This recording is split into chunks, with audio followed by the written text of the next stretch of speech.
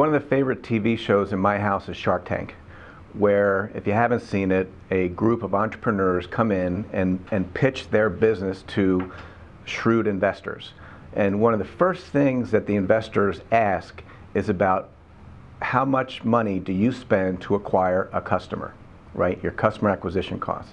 Next question they ask is, how long does that customer produce revenue for you? So that's what we call the customer acquisition ratio, the CAC ratio. So, and a lot of times if they don't hear what they want to hear, they say, I'm out. I'm not going to invest. It is a litmus test quickly to see the effectiveness of your business model. So we've seen dramatic shifts in customer acquisition costs from sales and marketing. In the past, companies would build up a sales team. You need more sales, get more sales reps, right? That's changing. With the digital marketing world, customers don't need to see salespeople. Prospects don't need to see salespeople. They avoid salespeople. They do their homework on their own. They look at white papers, infographics, and whose job is that? It's marketing's job. Much of the spend of the successful companies is shifting towards that marketing function, the digital demand generation. It used to be you could rely on sales to drive this, but you can't anymore because the power has shifted. The power is now in the hands of the buyer. So you need to meet them on their terms at their location. So formerly, I was a VP of sales operations at a Fortune 500 company.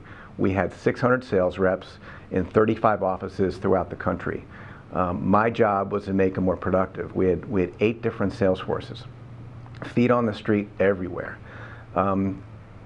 That's changed. People aren't doing that. The spend is more upfront in a digital marketing function, in inside sales, so that once the prospect has traveled a path of discovery on their own, at their own pace, consuming what they want to consume, then they'll subject themselves to the salespeople of their finalist organizations. So, and that's what you staff for.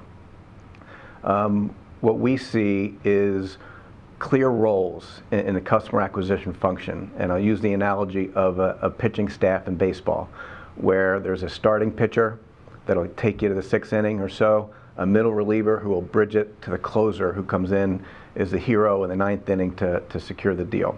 The best companies we see are using a demand generation function to stimulate marketing qualified leads, identify who's interested in my solution.